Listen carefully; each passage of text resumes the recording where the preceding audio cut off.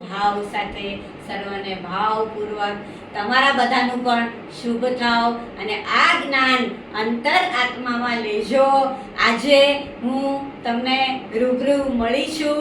આપણે થોડા વખતથી જ્ઞાન પીરસીએ છીએ, પણ કોઈ ફોટા સાથે અને કોઈ ઓલા સાથે પીરસે છે.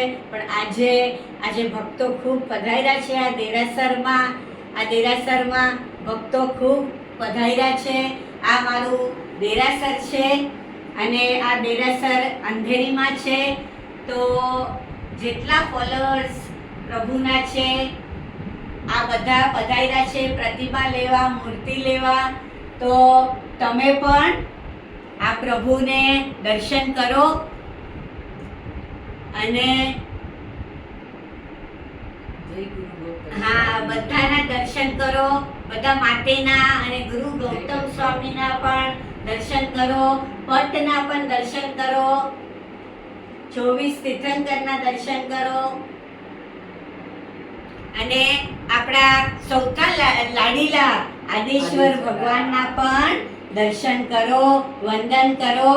અને ફરી પાછું આપણે જ્ઞાનમાં કાલે પાછા અવશ્ય જોડાશું. એવા સૌ ભાવ સાથે સર્વનું મંગલ, શ્રેય અને કલ્યાણ હોજો. જય જિનેન્દ્ર, જય ગુરુ ગૌતમ સ્વામી. જય છે કારણ કે સમક્ષ જૈન ભગવંતો, અરિહંત, સિદ્ધ, ગણધરો એ બધા જ ભગવંતોનું નામ આની અંદર સમાવેશ થઈ જાય છે.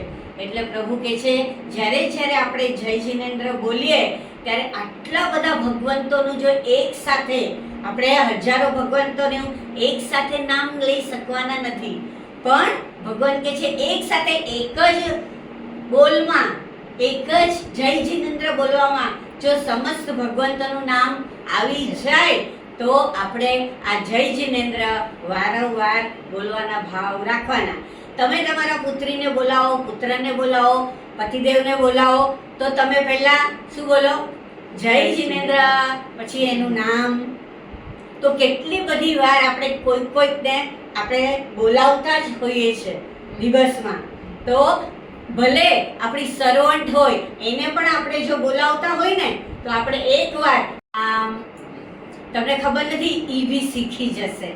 હવે આ મારી પુત્રી અને પૌત્ર ઈ મને જેટલી વાર દાદી કે એટલી વાર જય જિનેન્દ્ર બોલે તો હવે થોડી મોટી થશે તો એને શીખડાવવાની જરૂર નહીં પડે, પણ એને આવડી જ જશે, એ જાણી જ જશે કે દાદીનું નામ લેશે એને પછી શું બોલવાનું? જય જિનેન્દ્ર. તો આ આટલું સરસ વાત જેમાં એક ભાવ તમારા ને મારા પ્રભુ ઓછા કરાવે છે. તો આપણે આ કરવાનું કે નહીં કરવાનું? આપણે ભાવ કરવાના. આજના દિવસે આજની નાની એવી ભક્તિ છે. પ્રભુ ભગવાન તો તમને અર્પણ થવાના છે. અર્પણ જ્યારે થાય ત્યારે આપણે દર્પણ જેવા થઈ જઈએ. તો દર્પણ જેવા થવા માટે આપણા ભાવ તો ઓછા થવા જોઈએ ને. તમે દિવસમાં કેટલા ભાવ ઓછા કરી શકશો? 5, 6, 7 અને સારું કામ કરો તો 8, 10. એનાથી વધારે ભાવ તમારા પોસિબલ જ નથી કે ઓછા થાય. ઉપજાવેલી નથી, આ તો પ્રભુએ જણાવેલી છે.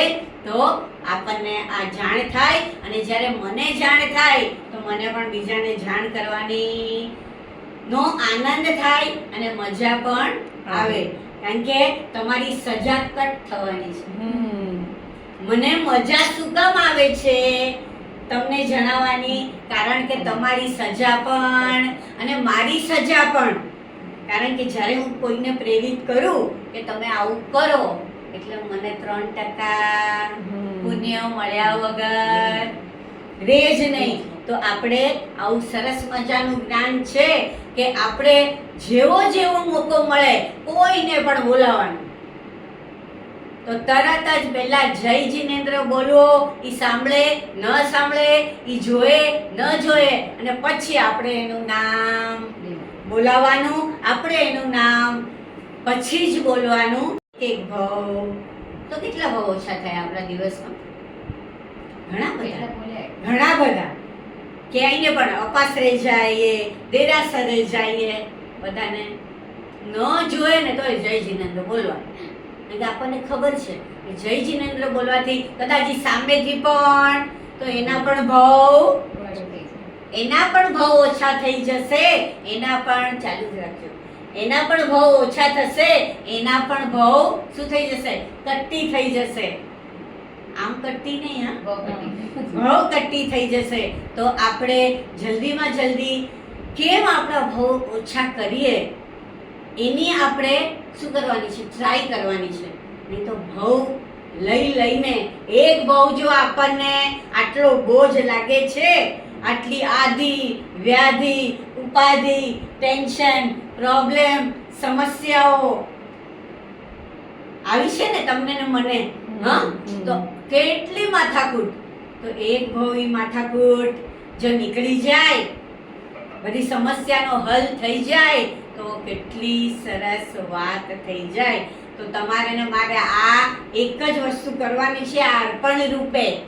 જલ્દી આપણે દર્પણ જેવા બનવાનું છે. દર્પણ કેવું હોય તમને ખબર છે? જે સાચું હોય ને માત્ર ને માત્ર ઈ જ બતાવે. હા, તમે સામે ઊભા હો તો કોઈ બીજું બતાવે? ન બતાવે. જે તમે દેખાવ છો, જેવા તમે છો એવું જ દેખાવે. તો દર્પણ જેવા કોણ થઈ ગયા? આ બધા ભગવંતો દર્પણ જેવા થઈ ગયા. કારણ કે શું કર્યું એમણે? આવા સારા કાર્ય કર્યા, પુણ્યના કાર્ય કર્યા, ગુરુની આજ્ઞામાં રહ્યા, ત્યારે જ લોકો આજે દર્પણ જેવા થયા. એકદમ transparency, you can see through and through. કોઈને પણ ભગવંતને તમે અત્યારે જો, આજે પ્રભુના આંખમાં જો, તમને થ્રુ એન્ડ થ્રુ દેખાશે. આની અંદર કાંઈ કમી નહીં દેખાય, કાંઈ દોષ નહીં દેખાય. ઈ બેહોશ છે એવું નહીં દેખાય. આપણે તો બેહોશ જ છે એવું કાંઈ નહીં દેખાય. એટલા જાગૃત દેખાશે કે બસ. તો આપણે પણ આજે નહીં તો કાલે આપણે આવી રીતે દર્પણ જેવા બનવાનું છે. પ્રભુને અર્પણ થઈ જવાનું છે. અરજ અને પ્રાર્થના કરવાની છે કે જલ્દી મને પણ તમારા જેવું સ્થાન મળે, માન મળે, સન્માન મળે અને તમે સદૈવ અમારી સાથે રહો, પાસે રહો, સમીપ રહો અને અંદર રહો સદૈવ માટે. એવા શુભ ભાવ આપણે કરવાના છે. તો આજે આપણે સરસ મજાનો નાનો એવો પ્રોગ્રામ કરવાનો છે. આ પ્રતિમા અર્પણ કરવાનું, જેનાથી આજે નહીં તો કાલે એમને નિહાળતા જોતા, પૂજન કરતા, વંદન કરતા, દર્શન કરતા શું થાય? આપણે પણ કેવા થઈ જઈએ? સતત આપણે કોઈને જોઈએ ને તો આપણે એના જેવા થઈ જઈએ. ઘણા લોકો આવે, અમારે વખાણ નથી કરતી કે ઘણા લોકો આવે તમે કૃપાળુ જેવા દેખાવ છો, તો એક જ જવાબ હોય કે શું કામ? કારણ કે હું સતત 23 વર્ષથી, કેટલા વર્ષ? 23 વર્ષથી સતત મીના દોષી નિર્દોષી થવા સતત એમને નિહાળે છે.